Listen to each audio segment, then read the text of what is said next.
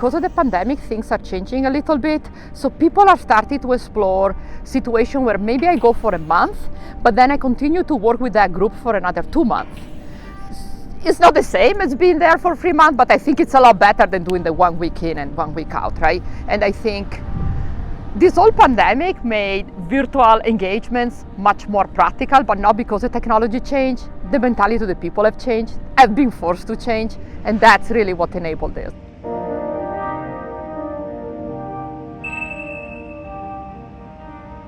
From a student experience, what I think has increased is the uncertainty. Do I know I will come back the day I was planning to come back?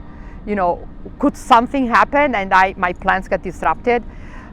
It's not good, but I think this whole pandemic prepared that for living in uncertainty, right? I mean, and the more you can live comfortably with uncertainty in your future, I think the better equipped you are in facing life. So I'm not something that I think we should remove.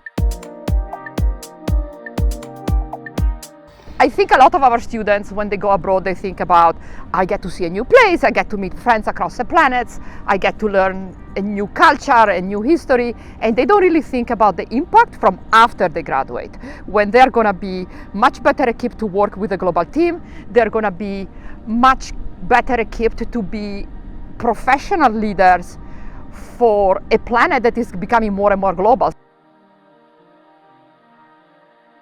I will go home from classes in the evening with a headache, right? Because the effort of trying to understand and keep up with this fast coming language was such a stress. And what really kept me going was how incredibly exciting to be surrounded from people from all over the planet. Because one thing that in my experience is unique of this country is when you go to a university campus, it's truly a global place. Right? In many other countries, you go to a university campus and it's mostly the people from that country. Exposing each other to each other's culture makes people be more understanding of other people's viewpoint, more unassuming of other people's viewpoint. It only fosters better relationship between countries.